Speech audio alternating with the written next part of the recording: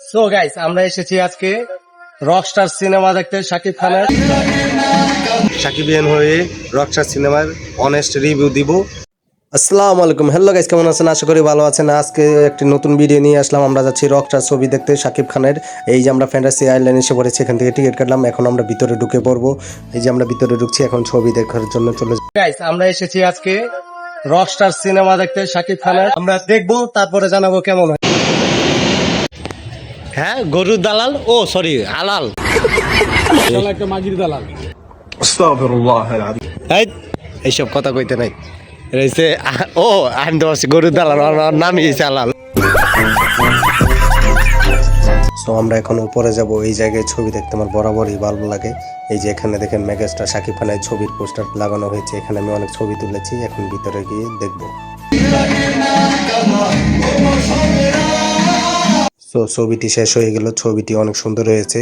Video শেষে আমি ছবিটি রিভিউ দিব। দেখেন দর্শক মোটামুটি ভালোই হয়েছে। A few moments later. এই জায়গাটি আমার সবসময় বরাবর ভালো লাগে।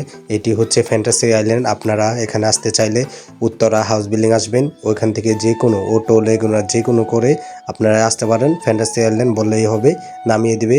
40 টাকা 50 টাকা এরকম ভাড়া নিবে ঈদের সময়, আর ঈদ ছাড়া 20 টাকা। লেগুনার আসলে 20 টাকা 15 টাকা নিবে।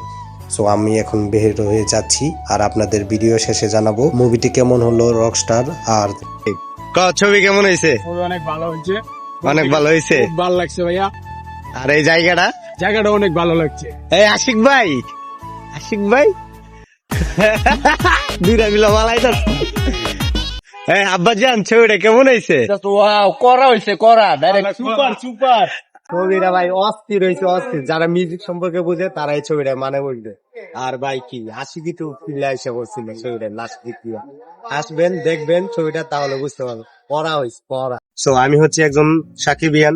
আমি সাকিবিয়ান হয়ে রকস্টার সিনেমার অনেস্ট রিভিউ দিব।